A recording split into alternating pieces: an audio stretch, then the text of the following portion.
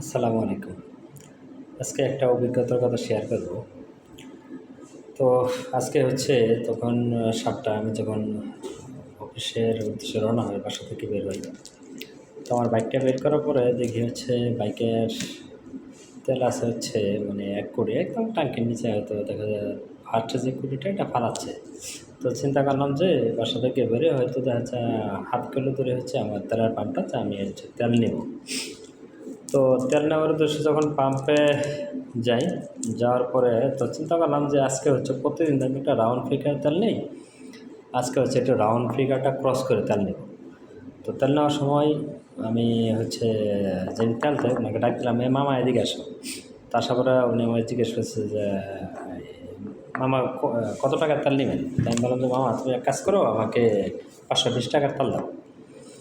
তো উনি কী করলো, ৫২০ টাকা ওঠানোর পরে ওই মেশিনটা হচ্ছে ২-৩ বার চাপ দিল। চাপ দেওয়ার পরে হচ্ছে উনি সেটিং করলো। তো সেটিং করার পরে আমাকে তেল দিল। তারপরে ওনাকে জিজ্ঞেস করলাম যে, "মামা তুমি যে আমাকে ৫২০ টাকার তেল দিলে, তাহলে তুমি এটা মেশিনটা ২-৩ বার সেটিং করলা কেন?" তো উনি আমাকে বলতেছে যে হচ্ছে ২-৩ বার যদি আমি সেটিং না করি তাহলে তেল বেশি চলে যাবে। তো আসলেও এটা কি তেল বেশি চলে যাবে নাকি ওনারা হচ্ছে আমরা যারা বাইক ড্রাইভ করি, আমাদের বাইকে তো সাধারণত আমরা সবাই হচ্ছে একটা রাউন্ড ফিগারে তেল নেই, যেমন ১০০ টাকার, ২০০ টাকার বা হচ্ছে ৫০০ টাকার বা হচ্ছে ১,০০০ টাকার এরকম। তো উনি আমাকে যেটা বোঝালো বা আমি যেটা হচ্ছে বুঝতে পারলাম যে ওরা হচ্ছে হয়তো পাম্পের ভিতরে কোনো একটা সেটিং করে রাখে যে আমার ১০০ টাকার তেল নিলে হয়তো আমি এই পরিমাণ তেল কম আসবে বা হচ্ছে দেখা যায় ৫০০ টাকার তেল নিলে এই পরিমাণে কম আসবে। যখন আমরা এই রাউন্ড ফিগারটা ক্রস করব তখন ওই তেলটা আর কম আসবে না।